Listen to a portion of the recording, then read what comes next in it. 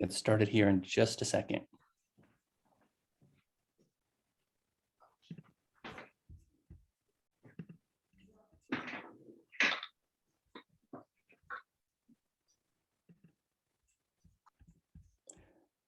All right, everybody. Hello and welcome and Happy New Year. I am Dr. Jeff Katzman. I'm the Director of Education at Silver Hill Hospital. Welcome to the 2022 Silver Hill Grand Round Series. We have put together what I think is a really tremendous group of speakers for the year ahead, and I hope that you all can join us on a regular basis for what really should be a wonderful series as we go along. I'm personally delighted to kick off our virtual Grand Round lecture series with Dr. Michael Gitlin today, who will be presenting on the topic of psychiatrist and therapist reactions to a patient's suicide. And I will introduce him and our esteemed discussants in a moment. First, we're pleased to announce that our 2022 Grand Round schedule has been confirmed. November of last year, we had our reaccreditation survey with the Massachusetts Medical Society, and we were awarded a 4-year renewal as a CME provider. So thanks to Jane and Ann and those involved with that process. Really was tremendous. And this year, our Grand Rounds will remain virtual. To help us plan our busy schedules better, our Grand Rounds this year will take place scheduled on the 2nd and 4th Wednesdays of each month, except for a couple of longer months when we'll make use of the 5th Wednesday and have a Grand Rounds then as well. The full Grand Rounds calendar can be found on our hospital website, and I encourage people to take a look because there are some really amazing people who will be joining us. The calendar has been put together based on feedback received from evaluation surveys of the needs and knowledge gaps of our staff and community providers. We hope you will be able to join us for most or all of them. If you have any questions in relation to the calendar, please feel free to reach out to myself or Jane Cullen, our education event coordinator. Now, moving on to today's Grand Rounds. As always, we'd love to hear from you. At the end of the lecture, we'll have some time for questions. To submit a question, please use the Q&A link at the bottom of your screen. You can submit a question with your name, or if you prefer, you can also submit it anonymously. An evaluation survey will automatically pop up in the browser when the webinar ends. Please complete this survey if you would like to receive CME or CEC credits. We will also email a copy of the evaluation form after the lecture concludes. Finally, disclosures. All of the planners, speakers, or individuals in control of content for this educational activity have no relevant financial relationships to disclose with ineligible companies whose primary business is producing, marketing, selling, reselling, or distributing healthcare products used by or on patients. It is now my complete pleasure to introduce my co-moderators today, Dr. Andrew Gerber, our President and Medical Director, and Dr. Michael Grote, our Chief Clinical Officer, and they will partner with me during the Q&A part of the lecture. I've asked them to join me today, given their tremendous experience in the area that we will be speaking about today. At the conclusion of the planned presentation, Drs. Gerber and Grote will share thoughts while we await questions in the text. Dr. Gitlin's talk is traditionally more experiential, and since we're in a webinar format, Dr. Gerber and Grote and Gitlin and I will facilitate a conversation. It is now my great pleasure to introduce our guest speaker today, Dr. Michael Gitlin. I want to say first that I've known our speaker, Dr. Gitlin, for 32 years. I did the math this morning and it was a little bit of a shocker. I met Mike when I was a second-year resident on the inpatient unit at UCLA, and he was my attending. And it was a moment that I said to myself, I am really happy to be at this place, and my learning curve just exploded about taking care of patients with compassion, about the patient alliance, about psychopharmacology, and about life in general. It was universal in my residency class and for residents before and long after us that Dr. Gitlin was our favorite teacher. He's continued for me to be a mentor, a colleague, and a friend. I recall quite well talking to Dr. Gitlin after a patient death during residency and his ability to help me think through the experience and to understand my reaction. There are not many people that we stay in contact with for decades, and I feel quite fortunate to have been able to learn from Dr. Gitlin, both about psychiatry and about life for so many years. I've invited him to grand rounds in my prior roles at the University of New Mexico many times, where he has always been received with gratitude. So a bit about Dr. Gitlin. Michael Gitlin is a distinguished professor of clinical psychiatry at the UCLA School of Medicine. He is currently the director of the adult division in the Department of Psychiatry, interim director of the geriatric division in the Department of Psychiatry, medical director of the Neuropsychiatric Behavioral Health Service, and director of the Mood Disorder Clinic at the UCLA Neuropsychiatric Hospital. From 1980 until 2004, he was the medical director of the Aftercare Clinic, a research clinic in schizophrenia. He is the author of over 160 scientific articles and book chapters, as well as 5 books, including 2 editions of a solo authored and tremendous psychopharmacologic text, I will add, written for non-physician therapists, entitled The Psychotherapist's Guide to Psychopharmacology, published by the Free Press. He's the co-author of Psychotropic Drugs and Women with Dr. Victoria Hendrick, the co-author of The Clinician's Guide to Bipolar Disorder, Integrating Psychopharmacology with Psychotherapy, Dr. David Miklowitz, and the co-author of The Essential Guide to Lithium Treatment with Dr. Michael Bauer. He served as chief of staff at the Neuropsychiatric Hospital from 1997 to 1999. Among his awards are Distinguished Educator Award in Teaching from the UCLA Department of Psychiatry, Outstanding House Staff Teaching Award, Teacher of the Year from the Psychiatric Times in 2002, Didone Clinical Teaching Award from the Geffen School of Medicine at UCLA, and the Leonard Toe Humanism in Medicine Award from the Geffen School of Medicine at UCLA in 2010.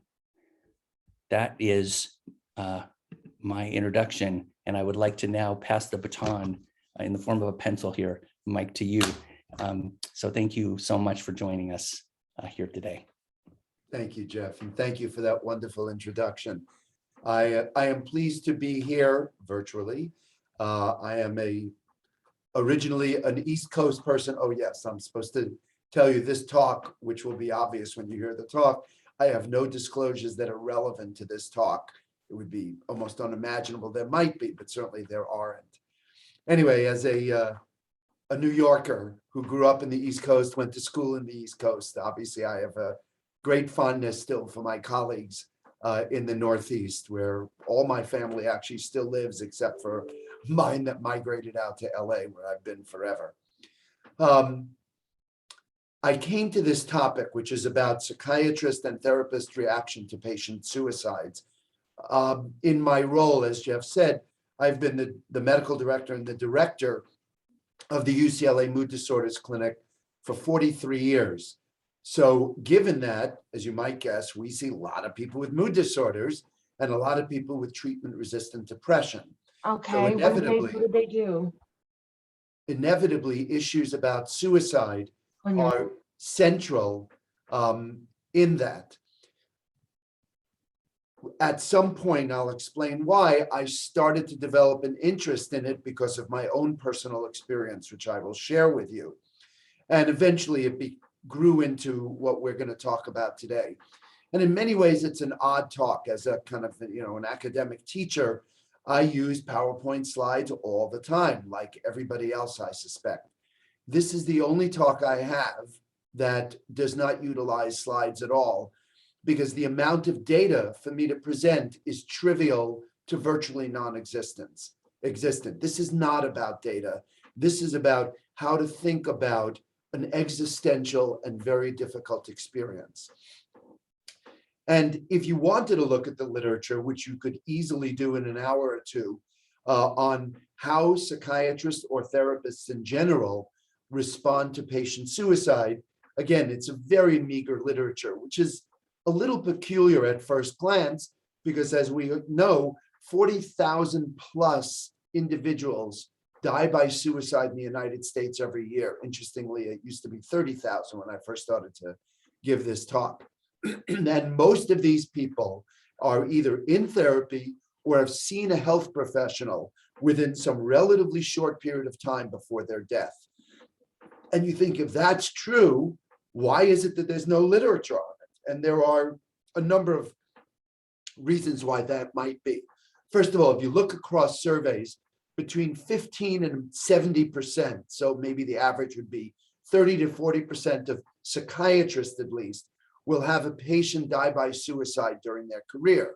So you think that's a substantial number. Why no literature? And by the way, if you think about trainees, even in their 3 or 4 years of psychiatric training, about a third of them will have a patient die by suicide. Now, of course, you might say, well, why is it that trainees have a higher rate of suicide? Is it because they're not, they're bozos, they don't know what they're doing, and older, more mature professionals do? No. It has nothing to do with that. What it's about, of course, is we have our interesting way of referring our most severely ill patients to our most junior members of our profession. Residents take care of hospital-based patients. They see the sicker patients, and therefore they have a greater percent of their patients who might die by suicide. But if you add them up, and this is from, again, surveys, over an 18-year period, one survey found that only 1 in 6 psychiatrists had 5 or more suicides. So the fact is, even though lots of psychiatrists have had a patient die by suicide, you're talking numbers about 1, 2, 3.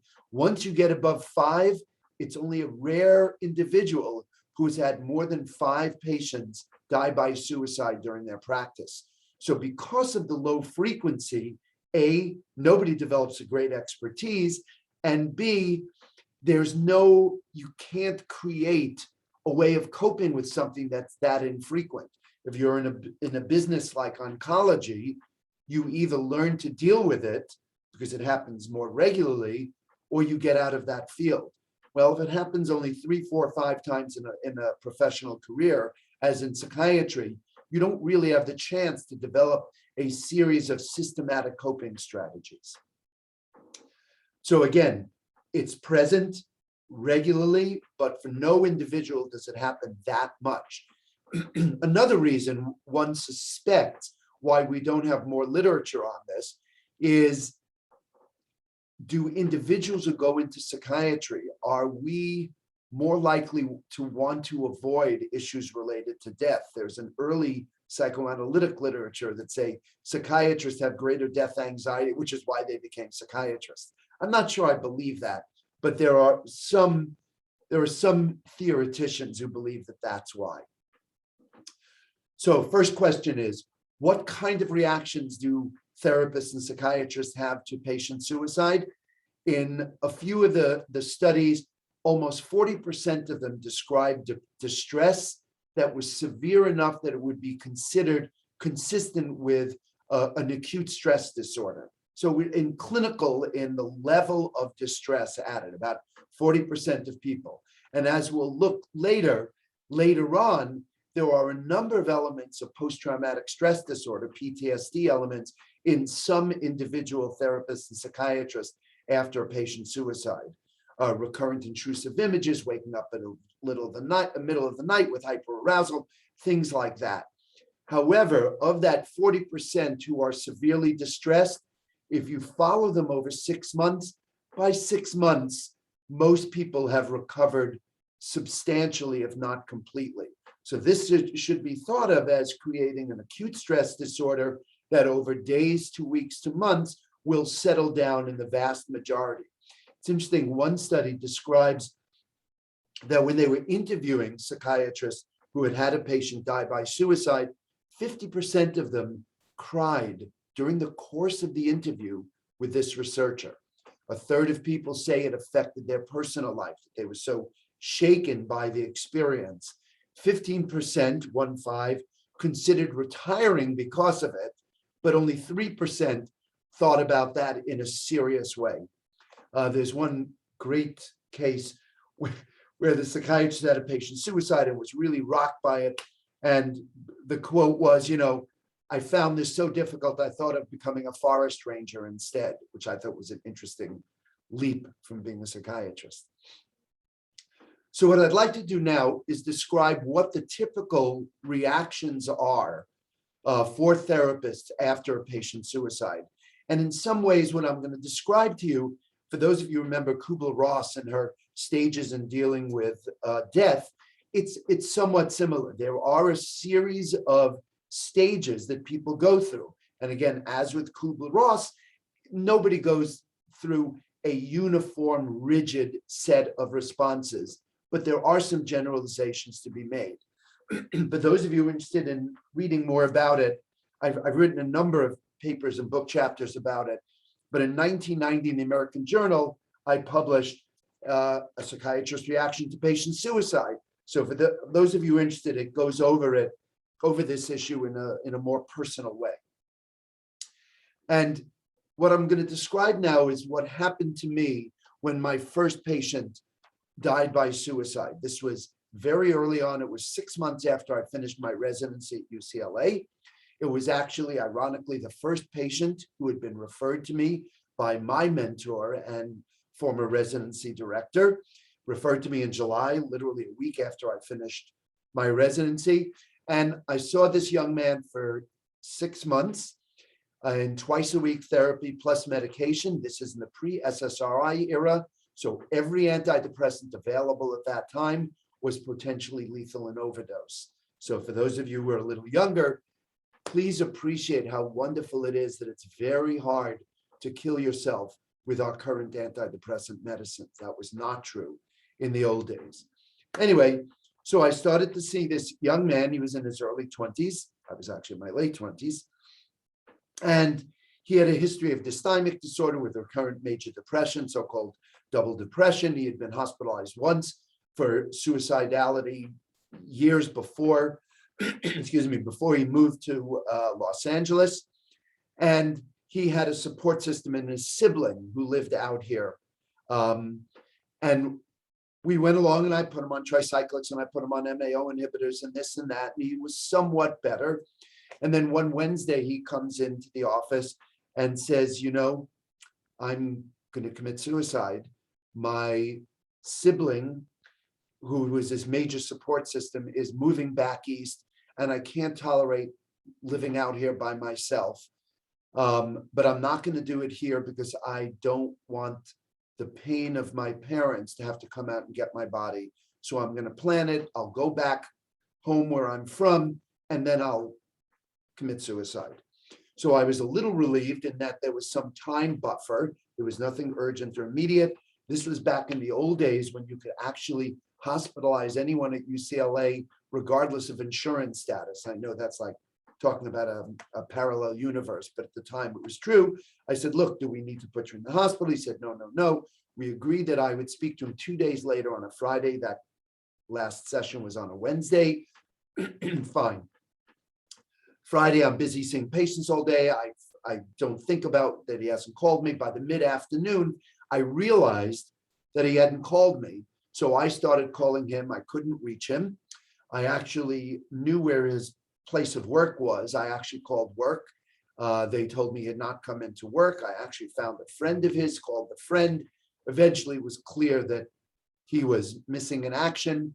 And so I called the police in the neighborhood he lived in. And eventually at night, they went to his house and they saw his body through a window and came in. By the way, there were groceries on the kitchen table, which said to me, and again, I don't really know the details, of course, that something must have happened. If you're planning to kill yourself, you don't go out and get a week's worth of groceries. So my guess is he went shopping, got the groceries, had some interpersonal interaction of some sort by phone and said, I'm done. And he overdosed on all the antidepressants he had in the house, tricyclics, MAOs, multiple medicines. This was not an ambivalent attempt. The police in his neighborhood called me late at night, finally by like 1 a.m, awakened me to tell me they had found his body. And I had the most unimaginably unpleasant, painful experience of calling this young man's parents back east and telling him that their son was dead. So that's the quick story of what happened. So now let's think about reaction. So soon thereafter, and I'm going to go back and forth between the literature and my own experience. Soon thereafter, I had the only time in my life of having depersonalization, derealization.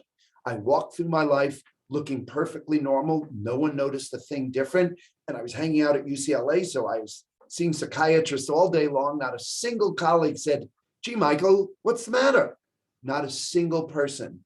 I felt like there was some gap, some filter between me and the world. It was a deep derealization experience, which I've never had, by the way, before or since. And it was astonishing. Now, I didn't have denial, because the first stage, of course, like Kubler-Ross, is that of denial.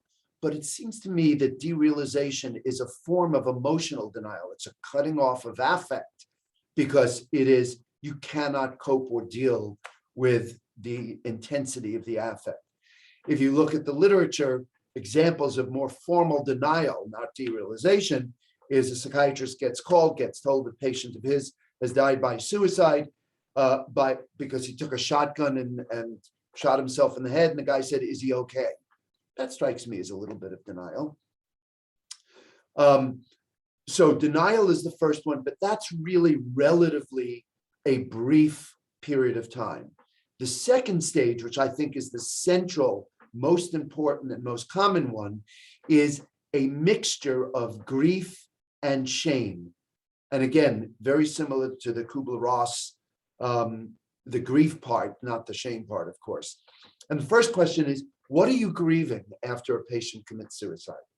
And there are a number of, on the surface, you say, well, I'm grieving because of the loss of a person, but it's actually more complex than that. Yes, if you have a relationship with the patient, in a little while, we'll get to the predictors of distress. You can mourn the loss of an individual with whom you had a relationship. Obviously, as treaters, we sometimes develop deep attachments, of course, to those we treat. But I think the grief is more complicated than that. I think a second area is almost a loss of hope. I think what keeps many of us going is the idea that we could be helpful to people. Well, obviously, somebody who has just died by suicide, that hope is completely dashed. But the biggest one, and this took me months, years to understand, again, this was relatively early in my career, I had this fantasy, and it's, as the words come out of my mouth, they feel ridiculously naive. I had this fantasy that if I did what I was supposed to do, prescribe the right medicine, was present in their life, was a good therapist, responded to phone calls, that I acted like a caring professional psychiatrist, that good things would happen. Now, again, as I say it, it sounds ridiculously naive, but when you're young, you have the luxury of ridiculous naivete.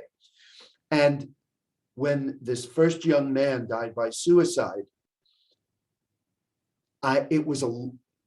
it dashed my fantasy that if I just worked hard enough and did things well enough, that things would be okay. Now, all of us need to go through that. I think that is part of the transition between being an adolescent thinker and being an adult thinker. But that sure was a shocker and was very painful to realize that I could do everything that I thought was right and an outcome would still be terrible. And that really changed me forever. And eventually all of us have to come to that realization as we become experienced therapists. The next phase would be shame. Now, again, that's not typically in the Kubler-Ross evolution of responses. Where's the shame? Well, partly it's a dramatic example of a treatment failure. Nobody likes to be a failure. And there was a sense at the time, and this is part of the issue of our field being silent about this, is I felt like I was the only one that it happened to. Now, intellectually, of course, I knew that was ridiculous. That lots of psychiatrists have patients that they treat die by suicide. But because nobody talks about it, emotionally, I couldn't feel that. I went around and talked to a bunch of colleagues, and sadly, every one of my colleagues said, gee, that's terrible. No, that's never happened to me. Of course, fueling my feelings of negative specialness, like I needed that like a hole in the head. And I'm going to get back to that, by the way. And the feelings of shame were great enough that I really wondered, whether, because this was 6 months after the end of residency, did I have the toughness to really go through this for the next 40 something years? Now it turns out 40 years later I did, but boy, did I wonder about it at the time. Part of the shame is a corollary, it seems to me, is a fear of being blamed. Now, what do I mean by that? In our society, there are a lot of issues related to blame. A big one, and this is much more in the United States than, let's say, in Europe, is that of concerns of malpractice. Everybody's first thought, well, among their first thoughts are, oh my God, am I going to get sued? What's the chart look like? Today, of course, in the day of electronic health records, which we have at UCLA, and I suspect you have at Silver Hill, you can't, electronic fingerprints can't be changed. In the old days, people wondered about altering their notes, which was flagrantly illegal, but people thought about it all the time because they were afraid that they said things in the chart, etc. So there's a great concern about malpractice. And I know residents, as an example, have, and actually people out of residency have this great terror of a malpractice suit, as if this is going to be a huge public humiliation. The fantasy is, you'll be on the front page of the New York Times, or for us, the LA Times, because of this, malpractice suit. Well, first of all, the vast majority of malpractice suits never evolve, and very few of them even go to trial. In a study, as an example of patient suicides and legal consequences, only 9% of suicides resulted in a malpractice suit, and only 2% go to trial, 1 in 50. Most of them either don't, there's no lawsuit at all. By the way, I've not been sued for any of the suicides that I've been involved with. And only 1 in 50 of those lawsuits even go to trial, because the vast majority of them get settled. Nonetheless, that's a major concern. Another major concern is what I think of, the term isn't exactly right, is public shaming. It's not like they're going to be billboards, spelling your name out, saying Michael Gitlin had a patient die by suicide. But the concern is, would the community find out? Would your reputation suffer? And would people stop referring to you?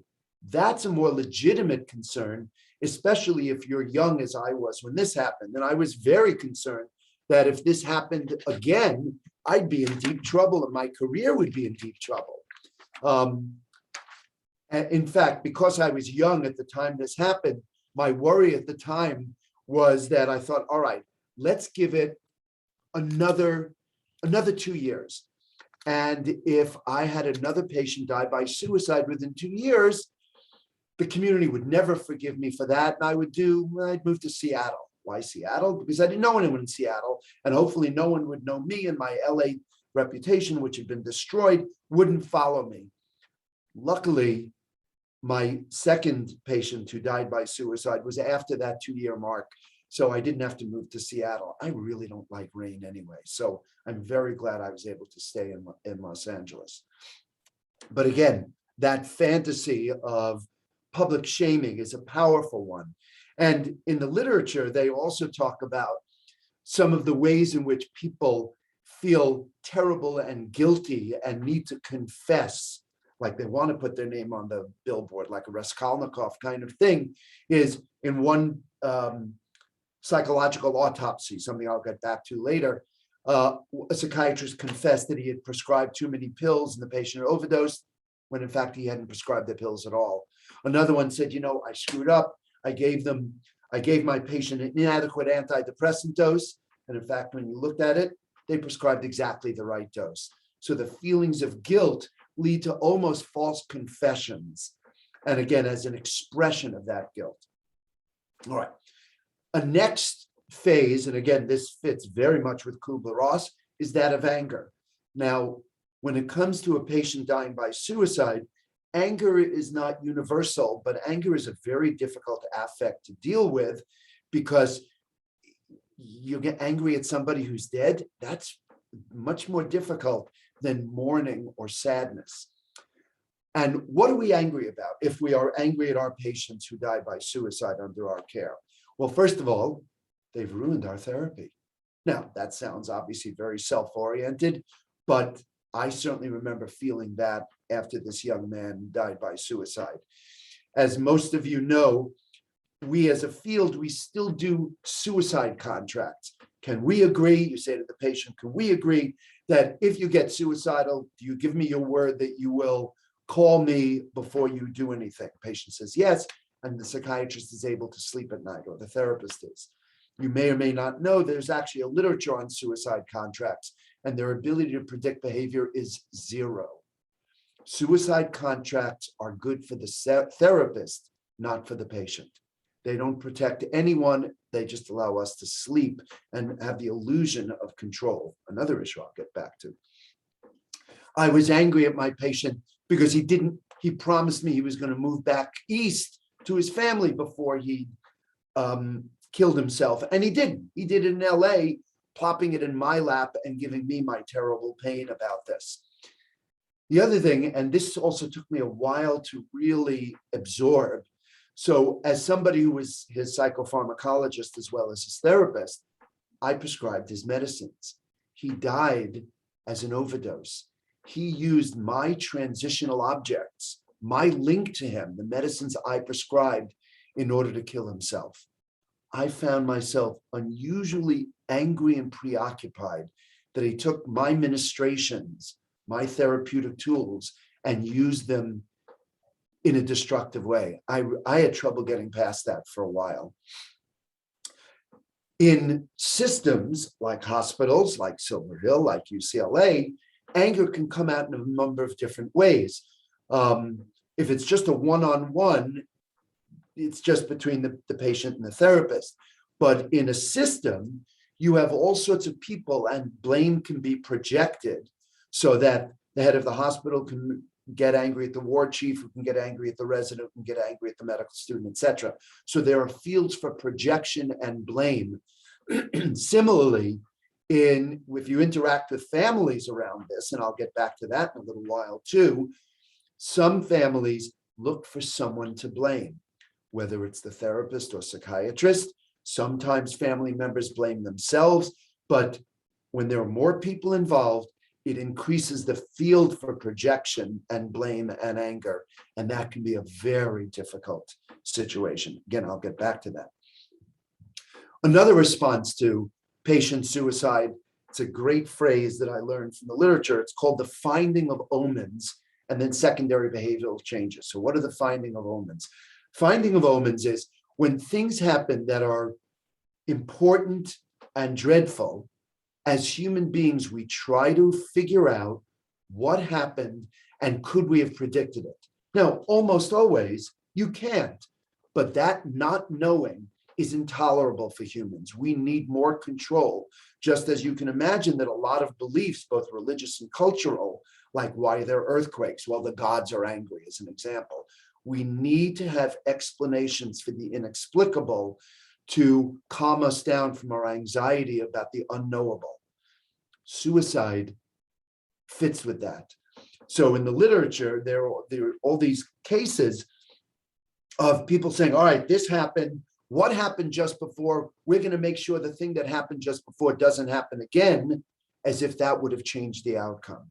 And again, it's a fantasy, it's a delusion. It's giving people a sense of control when they have none. So for instance, there's one in the literature where somebody died on an inpatient unit. It wouldn't happen now because we're much better at this. Died on the unit after having had a court hearing in which the involuntary hold was upheld.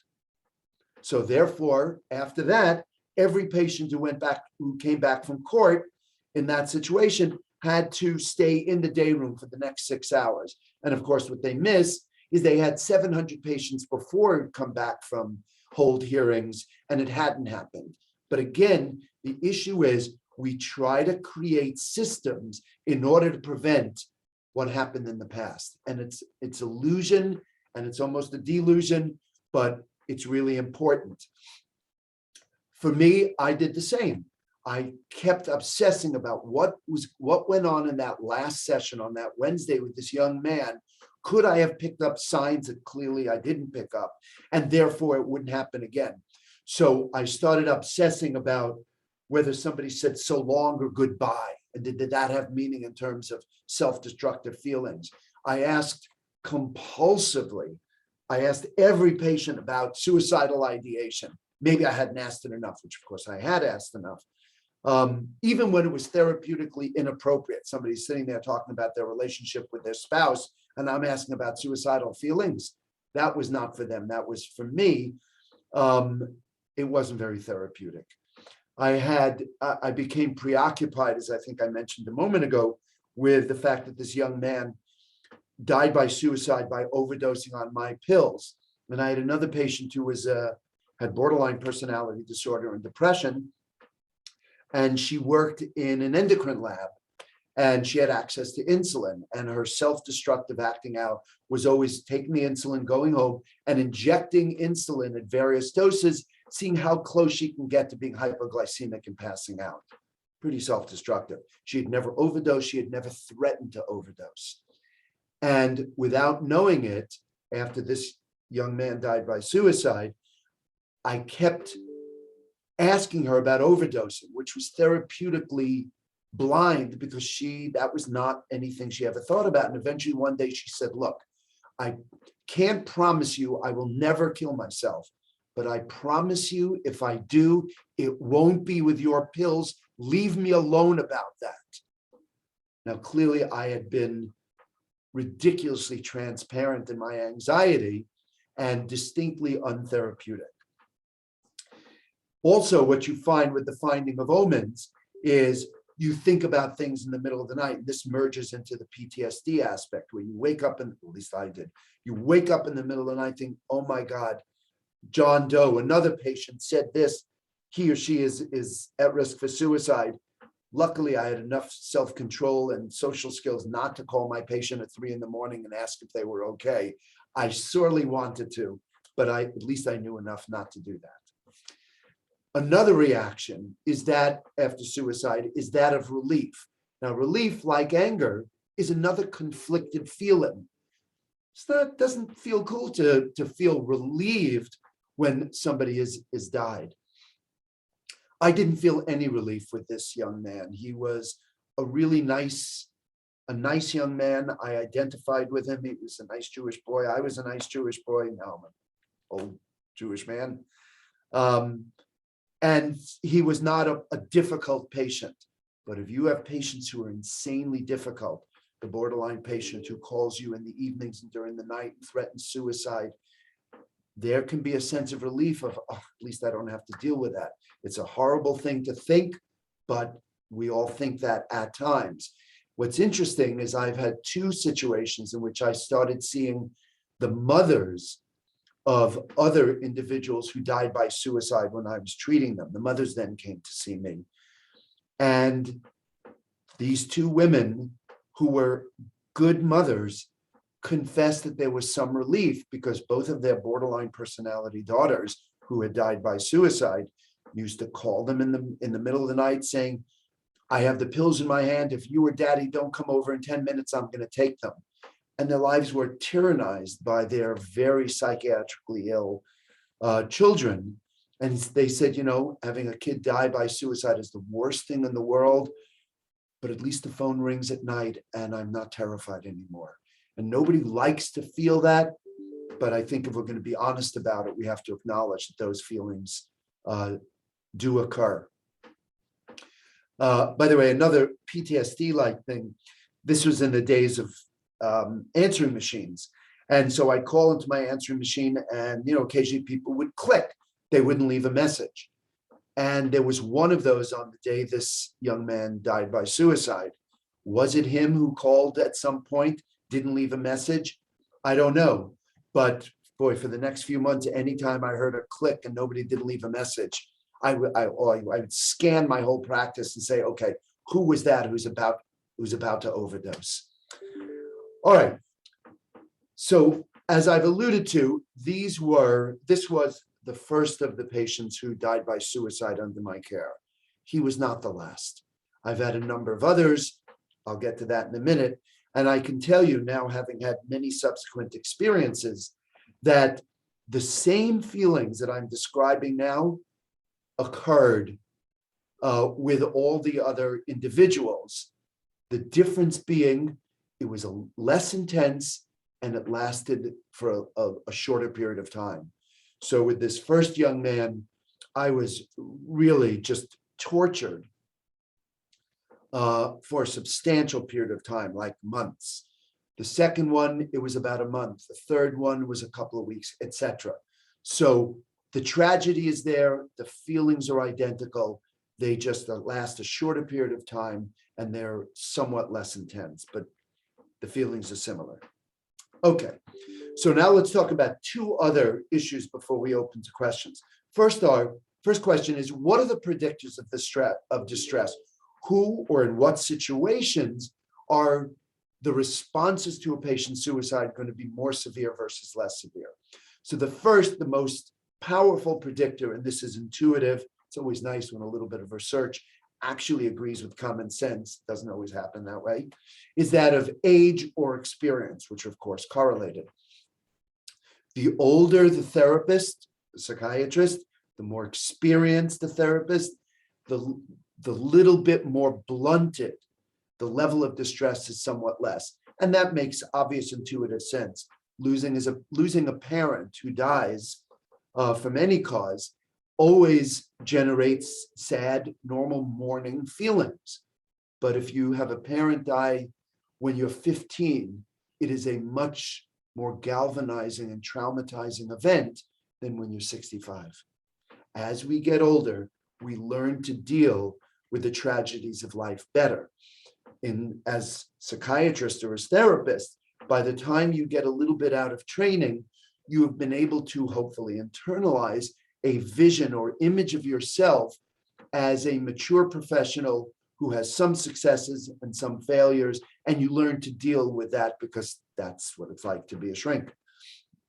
When you're early on in your career, you can't have internalized that self-image, and you hope you're a good psychiatrist or therapist, but you can't know because you're too early in your career.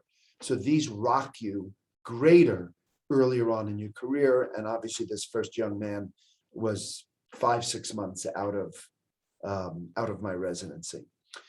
You would imagine that a second corollary of greater distress would be the intensity of involvement with the individual you're treating. It's interesting when people have looked at that, let's say whether you adjust the psychopharmacologist versus the therapist, that seems not to predict levels of distress. Now, having been a psychopharmacologist of patients ongoing for 30 and now 40 years, let me tell you, you can develop as deep and close a relationship after decades of taking care of a bipolar individual as being a therapist. You become part of their life, they become part of you, etc. So that seems not to be a predictor. I would have imagined it would have been, but it may be that the real issue is there's a level of emotional intensity that we develop with some patients and not others, which is much harder to measure in surveys or studies. And I would suspect that that would be the criterion that would predict distress. But again, things like psychopharm versus psychotherapy don't seem to do it. Treatment setting, is it a hospitalized patient versus an outpatient? Seem also, at least from the little data we have, not to predict distress. Interestingly, though, your institution's response to the suicide does predict distress. So as we'll talk about in a minute on how to cope, an institution that tends to then blame the treating clinician for a bad outcome, that in that situation, the clinician is going to have much higher levels of distress rather than in a situation where the institution is more supportive of its clinicians. And I think, again, that makes intuitive sense. A fourth predictor or correlate of distress is gender.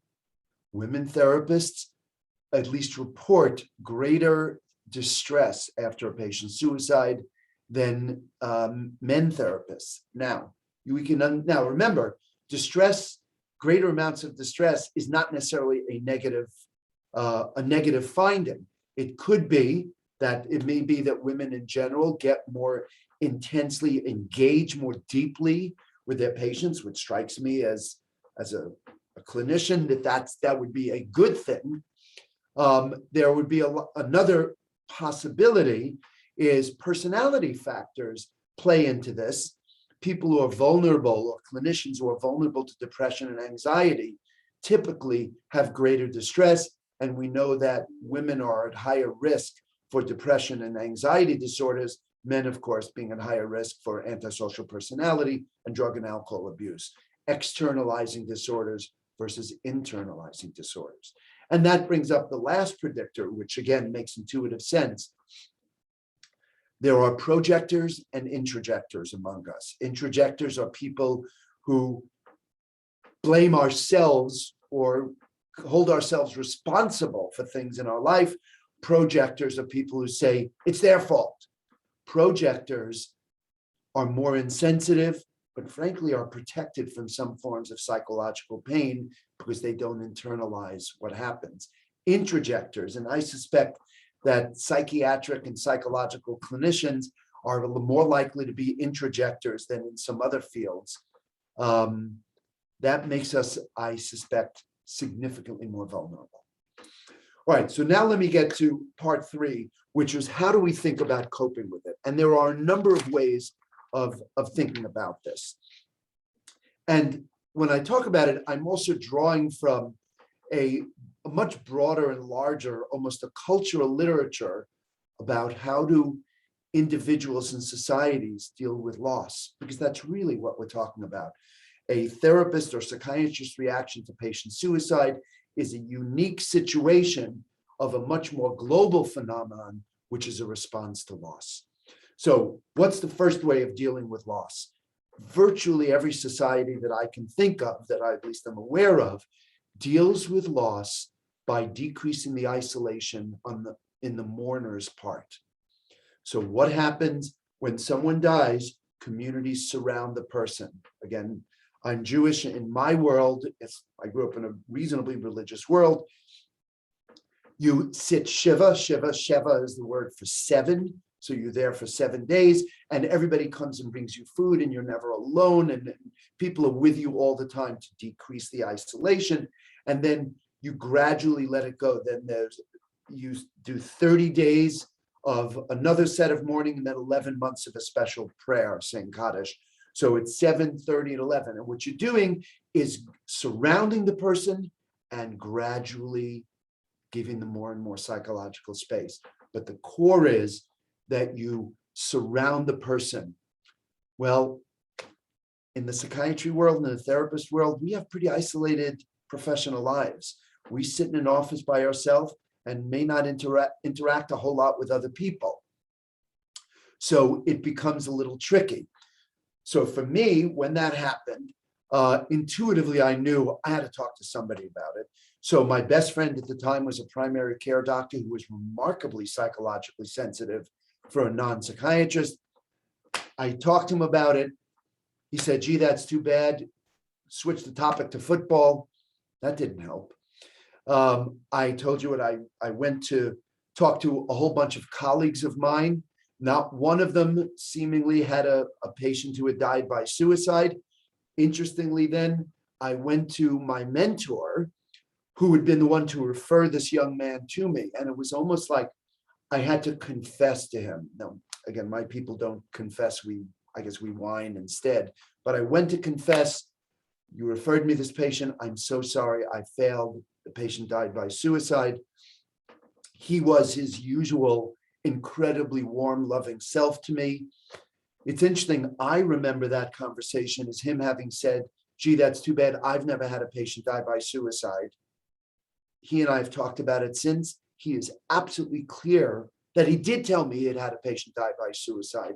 I was so absorbed in my bad feelings, I couldn't even hear it when he told me it had happened to him too.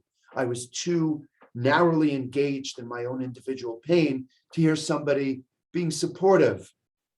That was unfun. I went to another mentor of mine who was kind and loving, and none of that was helpful to me. Not one of it. The only thing that was helpful to me was actually my girlfriend at the time, who was a psychologist. there was something about her, even though she had never had anyone die by suicide in her practice, there was something about her that soothed the terribly anxiety-ridden beast within me. That was very helpful to me. And so I married her. She's been my wife for 39 years. The point is, you got to find the right person. By the way, I was in psychoanalytic psychotherapy at the time, talked about it in my therapy. That wasn't particularly helpful too. Only my wife to be, she was my girlfriend at the time, was helpful. So don't expect everybody to be helpful to you. Find the person or persons in your life, whether they're colleagues, friends, lovers, mentors. Find somebody who's helpful, but not everybody will be. But the idea of reducing isolation, I think, is critical. Should you meet with the patient's family? That's a good way of reducing distance and diminishing isolation. In fact, in one survey, 60% of psychiatrists met with the family. I have always offered to meet with the family after a patient dies by suicide. Some families have taken me up on it. Some families do not. You do not push it. This is it's up to them. This young man's family did not want to meet with me. I did offer to do it. If you're going to meet with the family, you've got two problems to deal with. One is you have the problem of not knowing what the family is going to come in feeling. They could come in and say, you killed my son, my brother, my mother, etc., and they're going to blame you, and you have to be very prepared for that. Or they could come in and say, this is such a tragedy, I'm so sorry, and you can mourn together. Or they may also come in and blame themselves if they're introjectors. You never know what that session is going to be like. You need to be prepared for anything. The second trickiness in a situation like that is going to be, how do you handle confidentiality? I'm sure you all know that confidentiality does not disappear upon death. It goes to the executor of the estate, and right after someone dies, that executor has not been formally named legally. So the family comes in and wants to know some things about your patient who is now gone. What do? You say, gee, I can't tell you anything because of confidentiality. Your lawyer would tell you not to say anything. Your malpractice company would tell you not to say anything. I must say, I feel differently about it. I feel that being human and responding to people who are mourning themselves in a helpful way is more important than anything else. Now, am I going to tell them about everything the patient says? Of course not. You're discreet. You're not going to talk about sexual things. You're not talking about drug use things. You're not going to necessarily talk about all the negative feelings your patient may have had towards the family, but you're there to try to mourn together and help people who are suffering at the time. It's a very tricky tightrope to walk on. Again, that's something worthy of talking about with colleagues at the time. Should you go to a patient's funeral? The answer is you should ask the family. Some families would be happy to have you there, and that would be appropriate. Some families don't want you there because if you're there and nobody knows who you are, they're going to say, who's that guy in the corner? And it introduces a whole set of issues that the family may not want to deal with. If you go to the funeral, it should be because the family wants it, not because you want it. It shouldn't be about us, it should be about them.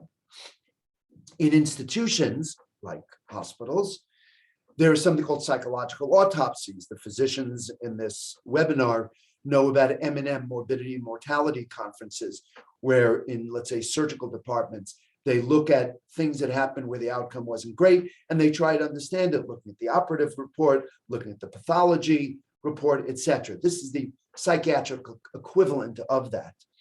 A psychological autopsy, the goal would be to understand what happened so we can learn and maybe do better in the future. If that's the spirit in which psychological autopsies occur, they're terrific things because they're learning and as a community. The problem is sometimes they become one of those projections and fields for blame.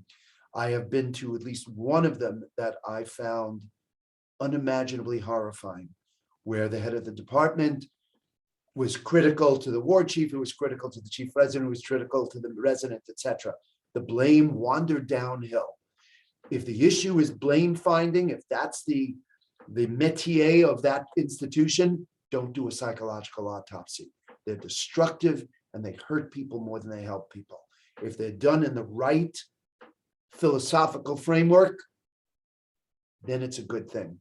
But not all institutions are good at that. The third of so decreasing isolation is a big thing. The next thing is what I think of in terms of coping strategies, is what I think of as philosophical and cognitive approaches. That's a very off-putting term, I grant. Here's what I mean by that. At the time this happened, I was a very young psychiatrist, and I was running the mood disorders clinic at UCLA, where we see some everyday depressed people, lots of bipolars, and some very treatment-resistant depressed people.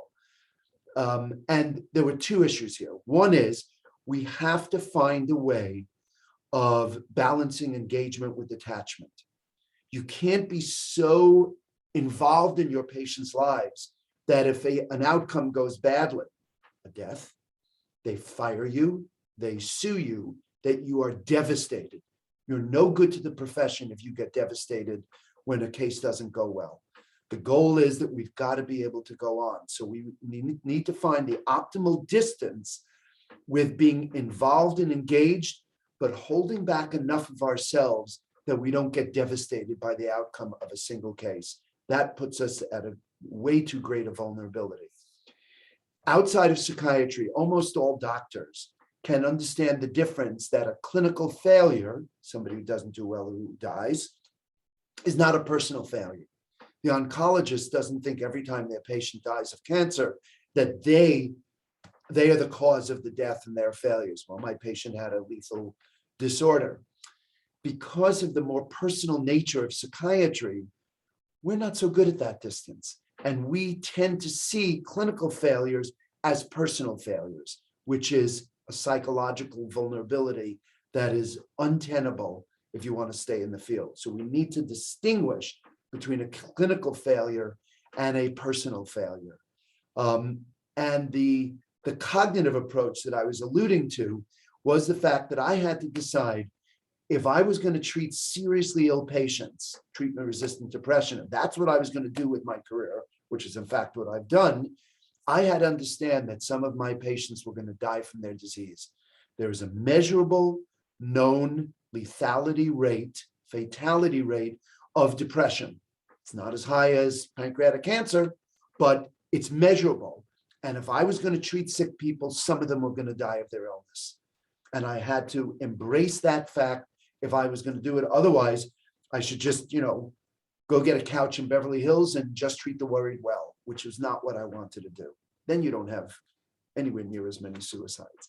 The other thing, and again, cognitively, that you have to acknowledge is our ability statistically to predict suicide is zero.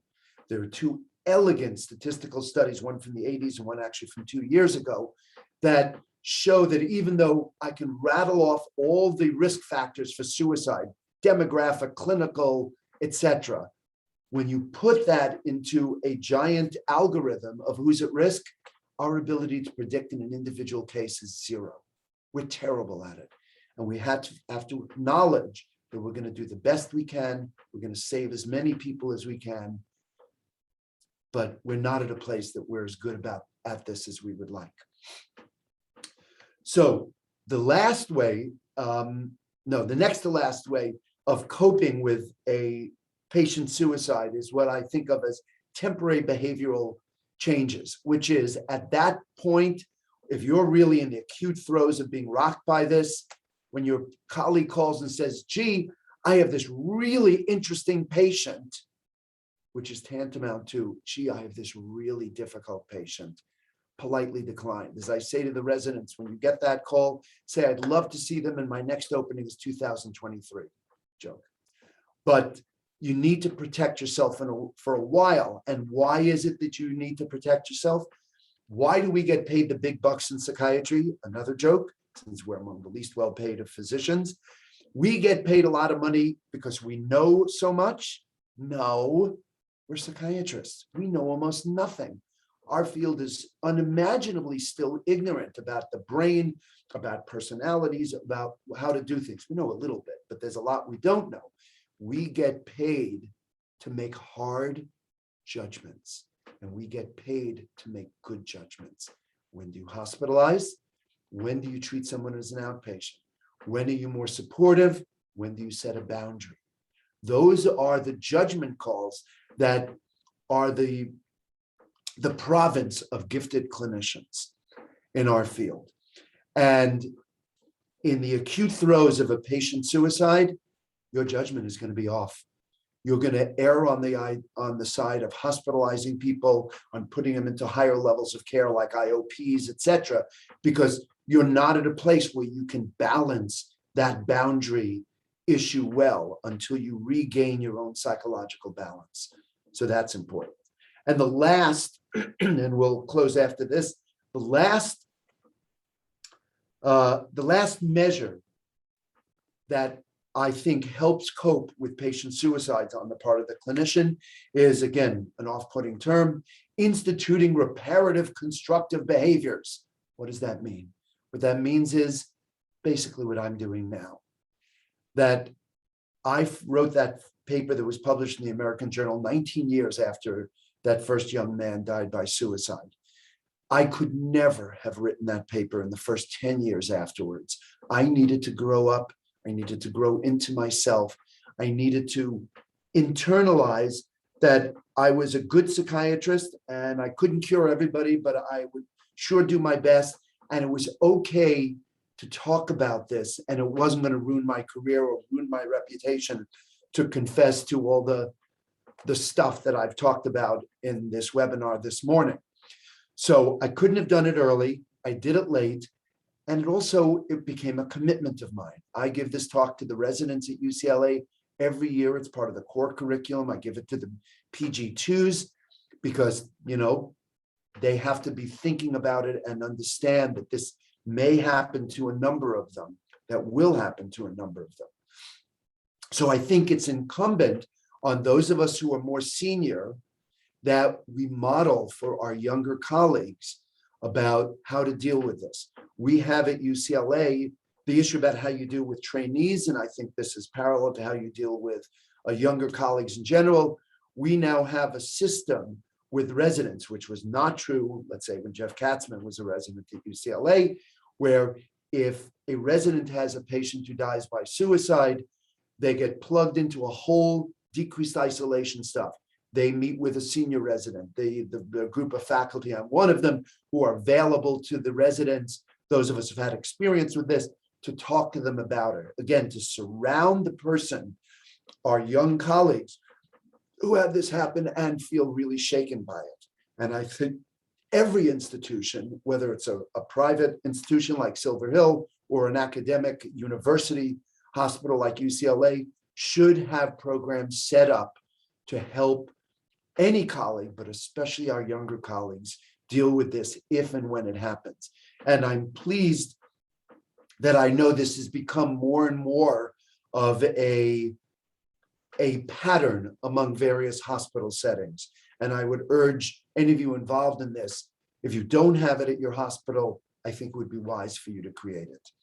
So those are the ways that I think both individuals who experience a patient suicide and those of us around them, those of us who run institutions, can deal with it in a way that allows the individual to get past that acute stress, to get past that pain, and go back to being the best clinicians we can be, because our other patients still need us. And with that, I thank you for your attention, and I will hold and ask Dr. Katzman and my colleagues to come back on. Hey, Michael. Hi, Jeff. I just want to thank you so much. It is a true pleasure to hear you speak. Thank you for speaking to a lot of blank boxes. I know usually you get much more interactive feedback as you're talking, and so that's not an easy skill. And so I want to give you just feedback, actually, that just actually hearing you every time is just a wonderful experience and like medicine. So thank you. I appreciate that. I must say, This is the first time I've ever given this talk as a webinar without faces I can look at, because this is obviously a bit of an affective talk. So that was an unusual part of the experience, but I appreciate your kind words. Yeah, and so much I could say. I'm going to first encourage everybody. I see some questions coming into the Q&A box at the bottom, so let those come in, and I'll monitor those. While first, I want to turn to Dr. Gerber and then Dr. Groh to give us a little feedback and thoughts about what Dr. Gitlin told us. Thank you, Jeff, and just an enormous thank you to Dr. Gitlin. It is such a powerful talk. I can see some of the comments already coming in on this, and one that I think moves all of us, whether or not this has happened to you, as I mentioned, it has to many of us. It just speaks to so much about who we are and what we bring to this field. I have a few things to share. I had written a bunch of things down before, and of course, you covered them all. So very little I say will be new, but maybe it'll sort of just spark a little bit of thought while people are gathering themselves and writing in their questions. So I'll be pretty brief. First thing I wanted to say is, and it's funny because I was going to say about the Zooms. So many of us, kind of think, oh, the problem with Zoom is you can't feel that personal connection as much. You can't feel that warmth. But you overcame that, Dr. Gitlin, your warmth, your wisdom, your sense of putting yourself in the middle of this story, which I think is exactly, what we all need to be doing, came across. And, Zoom doesn't get in the way of that. Having met you in person, I know it's even stronger in person, but it was pretty darn strong here. And the great attendance today speaks to that, because I think everybody felt it. A few thoughts I'm going to share in no particular order. So the first one is, you were talking early on about this idea of anger and complex feelings towards the person who commits suicide, whether we call it dies by suicide or commits suicide, whole field into itself. But it reminded me of something somebody had once said to me, which always stayed with me, and I think makes, kind of adds to your point. They said, the complicated thing about suicide is the person is simultaneously the murderer and the victim of murder. And it's so jarring when I hear that said, because, you have one set of associations with a murderer, and then of course, a totally different set of associations with the victim of murder. And it's the same person. And I not that I have any answer to that, but I just thought that stuck in my head as you said it.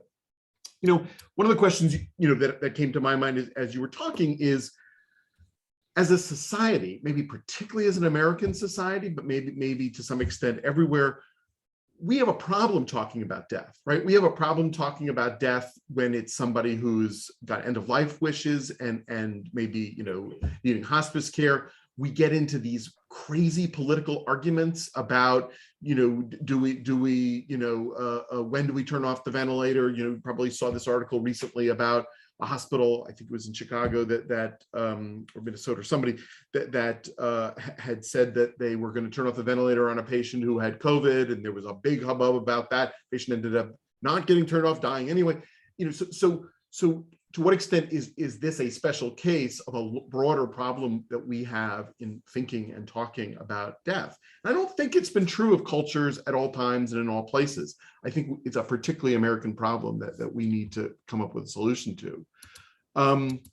You mentioned this idea of the naivete of the young, and of course, I remember that vividly. I still suffer from some of it, I think. But I wonder if this idea of naivete about the ability we have to predict and control things is really endemic to our field. I thought you described it. I love that term, finding of omens, right? In at least in my experience, in no other field of medicine do we have this almost, I think you're right, it's on the edge of illusion to delusion that we can predict everything, and that every time something bad happens, it's because we didn't see it in advance. And I think that folly kind of, is not just in the technical aspects of our field, it's in the regulatory aspects, it's in the way the state agencies and the JCO and all the rest come in and act as if, well, something bad happened, it must have been caused by something, as opposed to acknowledging what you said, I think so accurately, how little we know about the mind and the brain. And you know, for an oncologist or Memorial Sloan Kettering to say, well, every time we have, what if they said we have a zero death policy in regards to cancer, right? How ridiculous would that be? Yet, of course, that's what we do. And we say for various reasons in psychiatry that there's a zero suicide policy, or that we're, you know, every suicide means something, we have to change our policies. How crazy is that? And you know, what kind of conversations can, as a field, can we have to try to change that? You know, the last thing I wanted to say is that, you know, obviously your talk focused on the individual practitioner, because in many ways they're the ones most acutely affected. But I wanted to sort of put in a kind of thought about hospitals and administrators, because obviously this is near and dear to my heart and to Dr. Grote's heart. But we create these places to take care of the sickest patients, and we have far too few of them, right? We under reimburse them. And then we say, you know, the hospital, it can't talk about these things because of liability and regulatory and all the rest. And B, every hospital who has a death by suicide means, oh my God, there has to be an investigation and something was done wrong.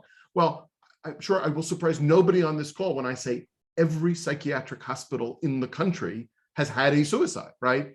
But do they talk about them? Of course not, because it's too stigmatized. And so how do we have the conversations we need to have about how do you balance safety against respect for dignity? How do we you know, create enough beds so that the sickest patients have places to go? Is part of the reason we have vastly insufficient beds in this country is because there's so much fear of suicide and so much fear of the liability and the blame that goes with it, that it is easier to, you know, take those beds offline and give them over to gastroenterology or to, you know, I don't know, orthopedic surgery, where they don't have the same kinds of scary risks. So, you know, I think these conversations have to happen at the level of the residencies and the practitioners. I think it has to happen in the departments. I think it has to happen in our society as a whole. And the best way to do that is to have conversations like you just started. And so I just wanted to end with just saying how grateful I am for your humanity and your compassion and your kind of, you know, willingness to talk about your own experiences in an open way, because that's what we all need to do if we're gonna make any progress. So thank you, and I really look forward to everybody else. I think your point about seeing it from the point of view of the institution is right on. It fits absolutely perfectly with what I was saying about it as an individual or a cluster of individuals. It's exactly the same. It's interesting, you alluded to the phrasing, the semantics about committing suicide versus die by suicide. As you know, the APA, the American Psychiatric Association, has a formal policy that changed. I wrote a book chapter for an APA textbook on this topic 3 years ago, 2018, 3.5 years ago. And I said committed suicide, and the editor changed every single phrase to die by suicide because of the connotation of commit versus it being the outcome of a disorder, right? And in the same way, and I think that's correct. And another larger issue that you just briefly alluded to, the issue about physician-assisted suicide in terminal illnesses. As you know, in some countries in Europe, Belgium being one, maybe the Netherlands is another, chronic, intractable, unrelieved depression can be the reason why you can have physician-assisted death. Not in the United States, or at least in California, the law is very explicit that if your wish to die has anything to do with a psychiatric disorder, you're automatically not allowed to get those pills. The opposite of Belgium and the others. So again, we treat psychiatric disorders in this very different stigmatizing way. Now, I grant it's a tricky issue, but it's a tricky issue with which we need to have more open, honest conversation, just as you said. So. Hey, Dr. Grote, you're on. Yes. So there are so many things to say. I want to just very much focus my comments. Just start with Dr. Gitlin. Also my gratitude for your humanity, and you know, even though we couldn't see, I mean, you couldn't see the people you're speaking with. I think all of us were listening with our hearts, because I think that you had a way of speaking directly to an issue that we feel on a daily basis as we work with the risk of life and death matters on a daily basis. And I think that you are speaking to what happens in those moments when we lose someone, someone that we might have already identified as being at high risk, and those that we are completely surprised by. I'm been a long time student of thinking about suicide, having lost 4 patients to suicide. I lost my brother to suicide. So it's something I've given a lot of thought to. And the process you described, I found myself being able to relate to it in terms of every time is still very difficult, and yet it becomes a little bit less through repeated exposure. And I with my brother, was struck by how my experiences of suicide loss professionally did help me with my brother, but it was a different type of experience. And so there is something I think you're speaking to as I think about this for institutions like ours. How do we, and I love how you outline this, how do we introduce a developmental process? I think about all of the staff potentially on a developmental process, and you're speaking to this developmental journey of people entering into the field with all kinds of ideals, right? That we're going to save, we're going to rescue. Think about my own fantasies of, I'm going to make such a difference and I'm going to prevent, almost like Holden Caulfield and Catcher in the Rye, right? You're going to do something, adolescent with his big dream. And then you discover in the face of reality, your own limitations, your own powerlessness, and it is quite humbling. And so I think that I love how you've outlined this kind of journey that people go through and how we as hospital leaders can provide a space for people to recover from these kinds of losses, which can be traumatizing, I think, as you point to. And, something I remain committed to is working with the clinical staff here to creating those spaces for their own ongoing development, their own growth and healing and recovery through these kinds of tragedies, which we've had, unfortunately, at Silver Hill, and as Andrew mentions, occur in every psychiatric hospital. Right. And I share your wish, your vision for wanting there to be a more established way of recognizing the ubiquity of these losses within psychiatric care, but also being able to, I think, as you're brilliantly doing, talking about a way to help people through and further their growth and development and support. So I really appreciate your, marking that for us today in a very powerful way. Thank you. Appreciate that.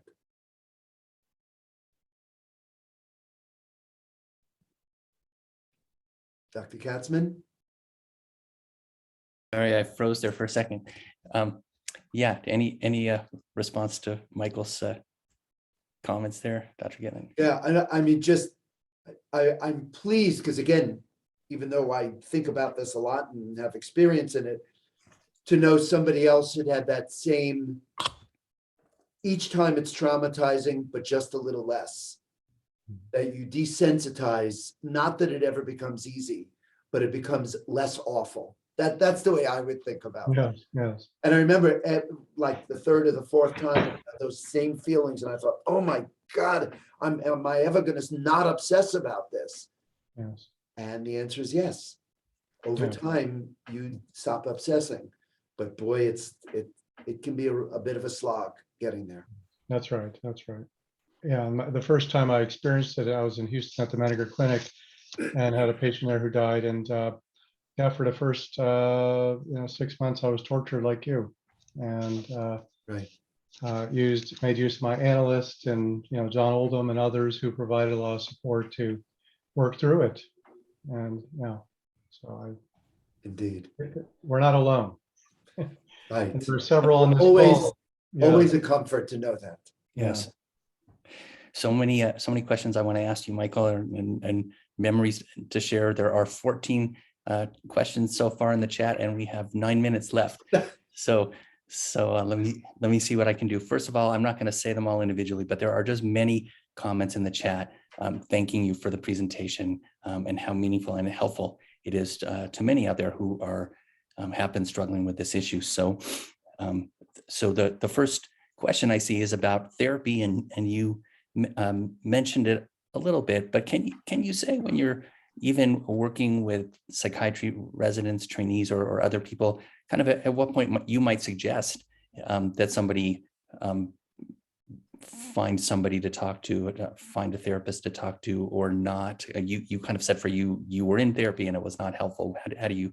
The therapy was helpful. It just Yeah. wasn't helpful. No, about Yeah. this. Sorry about, yeah. Yeah, that's a good question for which I can't give you a good answer. Obviously, a lot of psychiatric residents are in therapy anyway, because that's kind of what people do.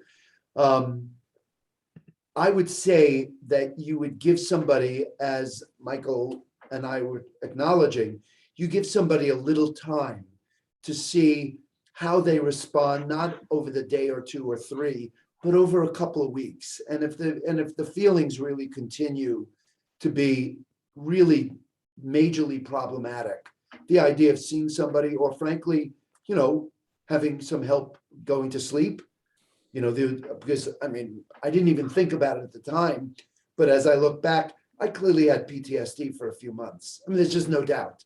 I mean, once I looked at the criteria, I thought, oh my God, and then it went away. It wouldn't have been so bad if I had a little bit of help sleeping, so I wouldn't wake up every night at 3 a.m, with those, oh, Jane Doe is now going to die by suicide as opposed to John Doe, all that craziness that goes on. So I think it depends on the level of distress and how long it stays for. Great. There's a question about what would you say to a trainee who had, Richard Francis is asking, who had 2 patients suicide on the same day, or yeah, so I guess I'd expand that, which Same happened. day? Yeah, which happened to him, and I'd expand there, or how do you talk to somebody who's had a couple of bad outcomes simultaneously? You were mentioning kind of the dread of that, and Right. how do you talk to somebody who that's happened to? In the way that I was describing, the idea of really thinking about what happened, as an M&M conference or a productive psychological autopsy. Was there some systematic thing going on if there are 2 close together? It could be utterly random, because remember, we dump hard patients onto our most junior colleagues. That's the way we train young psychiatrists. So it could be just some tragic coincidence. And if it really is a tragic coincidence, I would just share with them what we're talking about today and say, you got unlucky. I'm so sorry. Just like what happens if you have 2 deaths in your immediate family, very proximal to each other? Are they really necessarily connected? Right? Maybe not. But if you really think they're not connected and they're just 2 tragic outcomes that are temporally close to each other, you just try to be even more helpful than usual, because that would be hard to deal with, even harder to deal with than it would usually be. But that's extraordinary, luckily. Yeah. You mentioned the experience of relief as one component that's one response that can happen to us. Ethel Schatz asks, is it okay ever to feel relief that somebody is no longer suffering, that our patients have had such difficult lives that they're at least relieved from a sense of suffering? I think that the answer is yes. I think it is absolutely possible.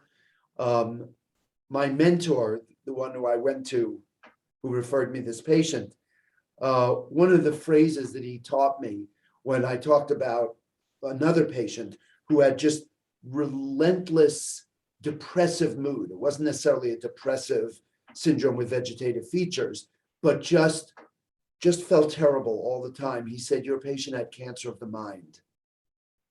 That it just, something's wrong with that person's internal experience, and they suffer constantly. And we're not always so good at relieving that suffering. And I agree that, again, societally, we're not open and honest about that. Just like that issue about in Belgium, you can do that, but you can't at least in California. but there are people who suffer mightily, and we have no current tools to help their suffering. And should we be able to say at least they're not suffering? I think that's something worthy of a thought. Michael? Yeah, I was just going to add, I don't know what you think of this, Michael, but I have found, that some of the mindfulness practices where we humans feel what we feel. And we might feel conflicted about what we feel, right? We might feel relief, we might feel sorrow, we might feel anger. Some emotions can be more difficult to feel than others, and we may want to defend against them. I have found that some of the mindful practices of just noting what we feel allows space for us to feel what we feel. We may feel relief. We may, I think this work of normalizing it and destigmatizing, attenuating shame can be helpful, because I think we can feel ashamed of how we feel, including, relief. Yeah, and the two affects that I think are most difficult, and I agree entirely with what you said, are anger and relief. Yeah. Those aren't things we're supposed to feel after the death of somebody, but we do. And you're right, acceptance, not a cognitive therapy, but a real mindfulness or an ACT approach where you accept certain feelings you have, and it's okay. You don't need to fight against them. It's okay. Dr. Gitlin, Cheryl Roundtree, this is a complex question too in a couple of minutes, but do you have any thoughts on the state of mind of someone who suicides and how absolutely hopeless, is it hopelessness or anger that allows it to happen? I don't think we're going to be able to reduce it to a single feeling. Excuse me. In some of the earlier work on suicide, it's very clear that most patients who are suicidal, who are thinking about it, are ambivalently suicidal. And that explains why they talk to us about it. Anyone who's entirely unambivalent about killing themselves will do so. What we work on is the ambivalence, that there's a part of people who don't feel, who still hope there's a little light at the end of the tunnel. And all we can do is try to make that light feel brighter while we try to do what we can to help them through that particular difficult time. But I don't know that we can reduce suicidal feelings to one affect or another, hopelessness, anger. It's different, what in my experience with people like this, it's different for each individual. And I wouldn't want to overgeneralize. But I think, again, the idea of how we handle it by working on people's ambivalence. Because if they're unambivalent, there's nothing to be done. Anna Rosen writes in a question mentioning the idea of moral injury that can happen to people that like what you're describing, and wonders if like in the PTSD literature, working directly on self-forgiveness is part of getting over this experience. I didn't use the phrasing or the wording of that, but that fits perfectly. Absolutely. And again, after that first young man, self-forgiveness was not one of my better techniques for a while. That took really a while for me to develop. So yes, I think that's a perfect phrase. I love it. And yeah, so I'm unfortunately not going to be able to get to all of the questions here, and I really thank everybody who wrote in. I'll end with a question, the comment from Richard Francis, who's mentioning somebody who is also a mentor of mine in New Mexico. Richard Francis writes that Milt Rosenbaum, after a suicide at Jacobi, was told by the head of the hospital, "Promise me we will never have another suicide on your unit." And his answer was, "I promise you no more suicides if you promise me no more cancer or heart deaths in this hospital." Mm-hmm. A perfect comment. Yes. Thank you, Dr. Francis. Yeah, That's just great. That's great. I love it. So thank you, Dr. Gitlin, from the bottom of my heart. Thank you so much for joining us today for this amazing presentation. Thank you, Dr. Gerber and Dr. Grove, for being here to share comments and reactions. And just to let everybody know, Dr. Grove will return. I don't know the exact date, in a few grand rounds from now to talk more about this concept and his ideas about suicide assessment, which are profound in my experience of listening to Michael talk about this. Thank you all for joining us today. As a reminder, for those wishing to receive CME and CEC credits, please complete the evaluation survey that will automatically pop up in the browser as the webinar ends. I like to give a little warning at the conclusion of this webinar. We're kind of used to being able to walk up to the podium or something or say hello to each other, and it feels a little chilling when we just end and we're alone in our offices. But unfortunately, that's what's about to happen. So thank you, everyone. Thank you for being a group of people gathered today, as Michael was describing. That's so important for all of us in our lives. And thank you. And that concludes our grand rounds for today. Thank you all for your Thank you, attention. I Michael. appreciate it.